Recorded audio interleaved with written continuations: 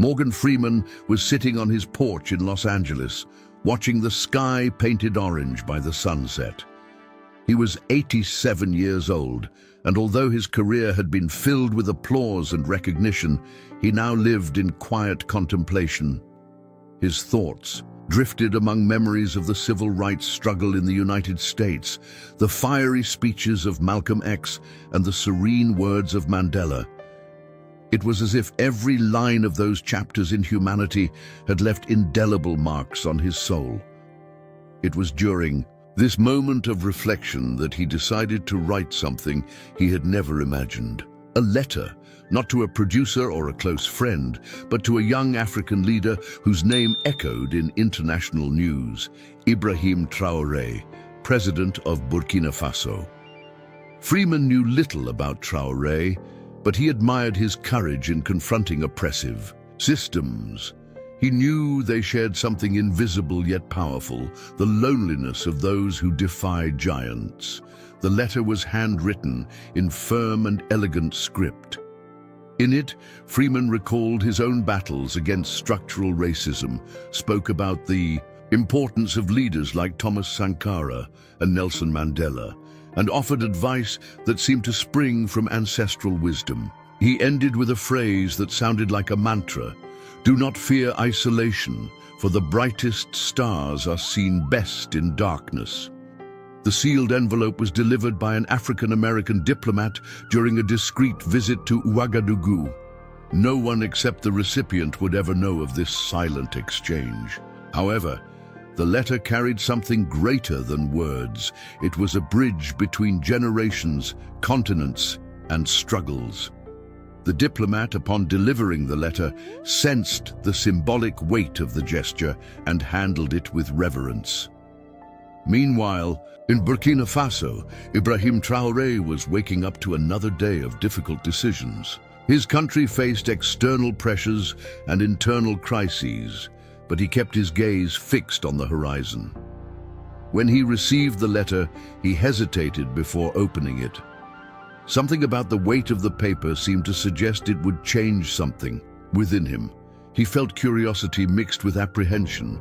Upon opening the envelope, Traoré found not just words, but a call for reflection. Each sentence seemed written especially for him, as if Freeman had known exactly what he was going through. He realized that the letter was more than a message.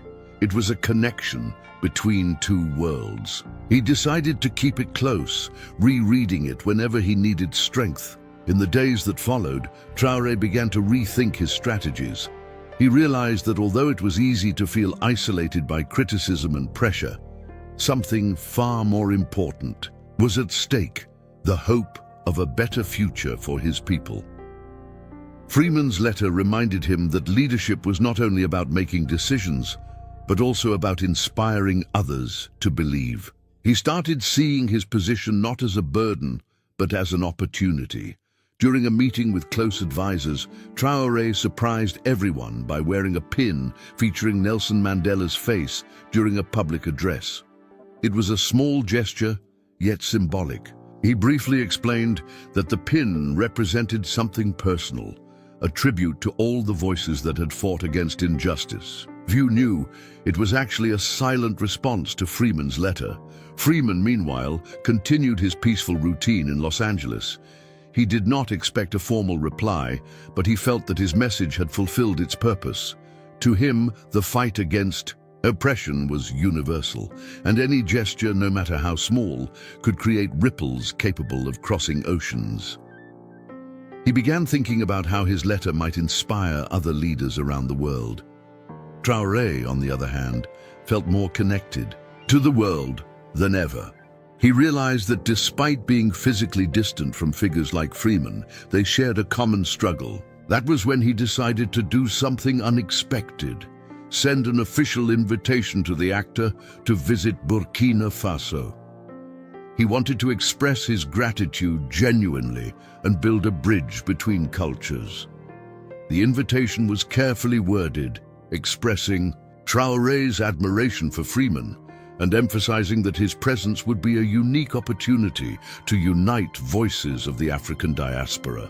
Although he knew Freeman probably wouldn't accept immediately, Traoré wanted the gesture itself to serve as a statement of respect and appreciation. He understood that some connections transcend physical borders. Freeman received the invitation with a subtle smile. He knew that at 87, long trips were no longer so easy. Yet the idea of visiting Burkina Faso and meeting the young leader in person awakened something inside him. He began to imagine how such a visit could be more than a casual encounter. It could become a symbol of unity between continents. Traoré began to reflect more deeply on the idea of connection between different generations and cultures. He realized that despite being physically distant from figures like Freeman, they shared a common struggle. It was then that he decided to do something unexpected, send an official invitation to the actor to visit Burkina Faso. The invitation was carefully worded, expressing Traoré's admiration for Freeman and emphasizing that his presence would be a unique opportunity to unite voices from the African diaspora. Although Freeman had not yet confirmed his visit, Traoré decided to make the invitation a public gesture. During a nationally broadcast speech, he mentioned the American actor and highlighted the importance of learning from examples of global leadership. The speech was accompanied by images of historical leaders, including Mandela, Sankara, and Malcolm X, creating a powerful visual narrative. Social media exploded with positive reactions. The responses to the speech were profound. Many Burkinabe felt pride in seeing their president acknowledge global figures who had fought against oppression. For Traoré, this moment was a way to repay the impact that Freeman's letter had made on his life. He realized that by sharing his inspiration publicly, he was helping to build a collective narrative of resistance and hope. On the other side of the world, Freeman watched the speech in his living room, moved by what he saw. He realized that, even without being physically present, his message had touched hearts and inspired change. That was when he made a decision. He would record a video message for the people of Burkina Faso, reinforcing the values of unity, courage, and hope. He knew his voice could reach many. Freeman's message was widely shared, and his deep, emotionally charged voice resonated as a call to action. For many, it was a reminder that even in dark times, there is always a light ready to guide the way. He spoke about the importance of learning from the past, but also of looking toward the future with optimism and determination. Both men, separated by thousands of kilometers, began to realize that their lives were connected by something far greater than they could have imagined. Each, in his own way, was contributing to a legacy of resistance and hope. They understood that their actions, no matter how small, had the power to inspire future generations. Months later, Freeman finally accepted the invitation and visited Burkina Faso. Although his health did not allow for major commitments, he attended an intimate event organized by Traoré. There, the two men spoke at length about leadership, resistance, and the future of Africa. For many Burkinabe, seeing Freeman beside Traoré was proof that the fight for justice and equality transcends borders. That visit was more than a personal meeting. It was a symbol of unity between generations and continents. For many Burkinabe, seeing Freeman alongside Traoré was proof that the struggle for justice and equality knows no boundaries. The actor's presence validated the work Traoré had been doing in his country and served as inspiration to keep moving forward. During the event, Freeman delivered an emotional speech.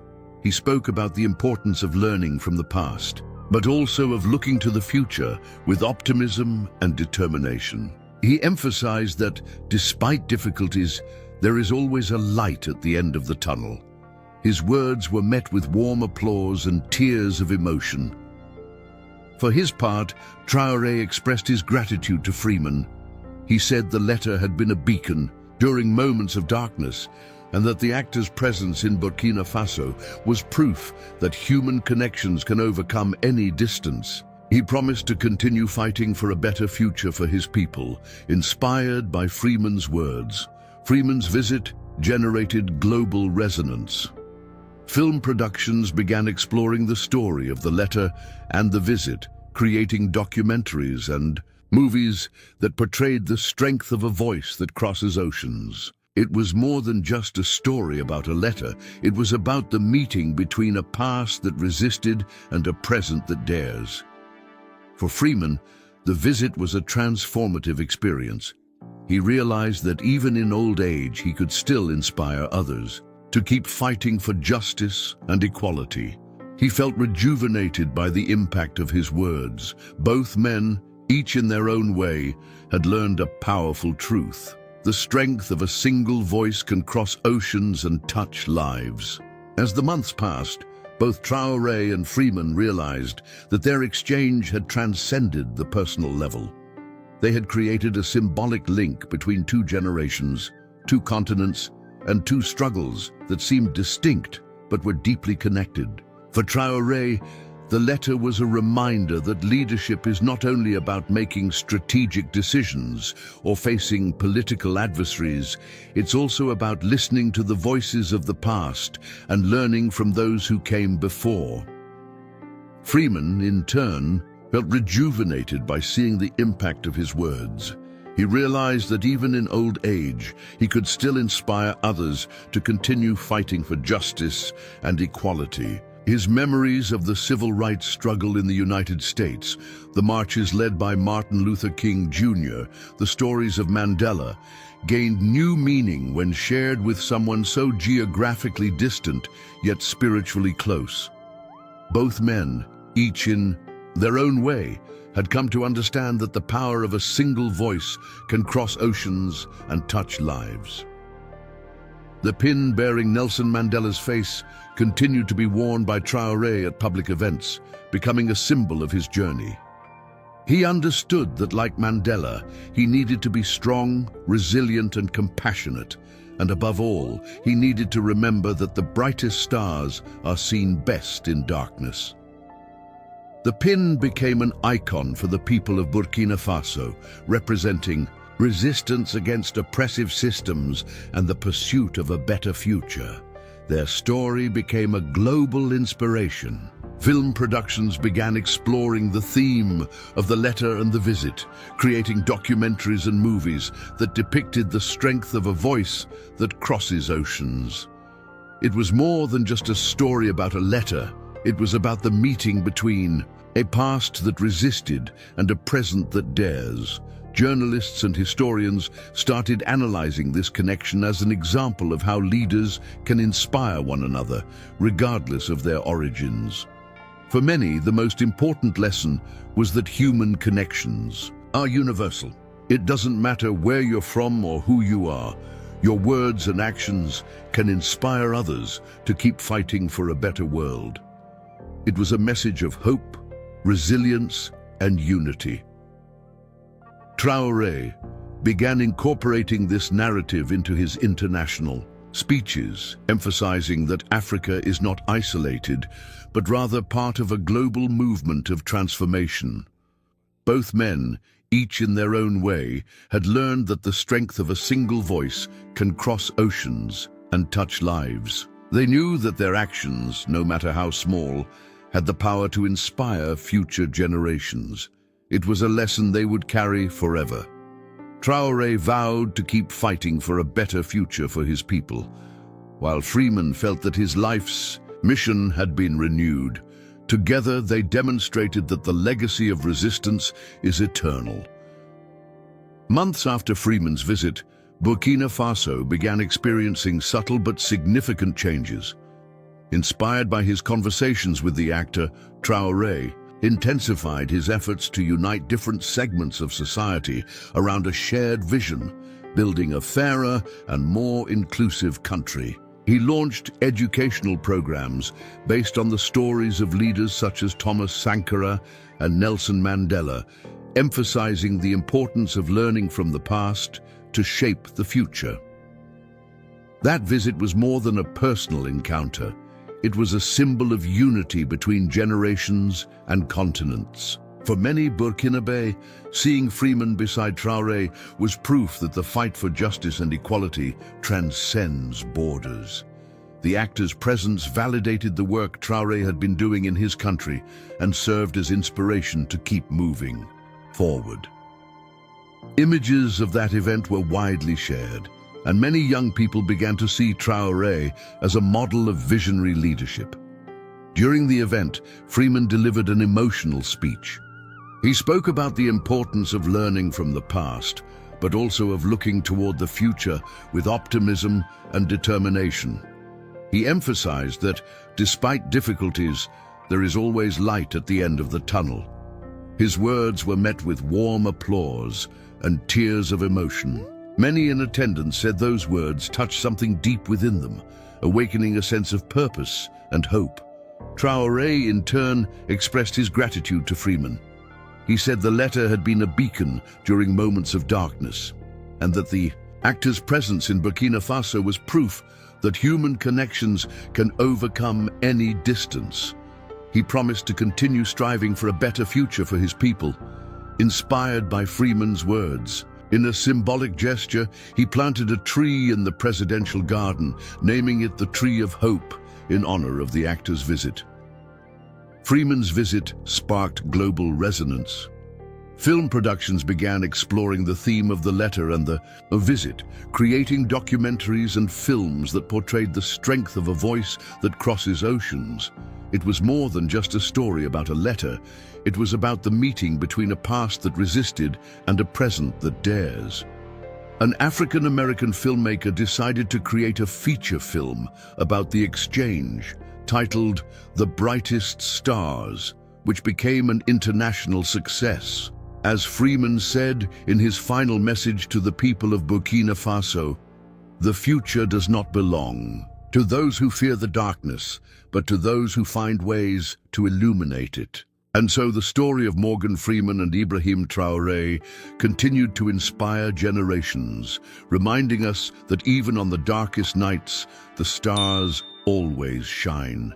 The letter, the pin, the visit, and the words exchanged became part of the cultural fabric of Burkina Faso, a reminder that the fight for justice is universal and that human solidarity can overcome any barrier.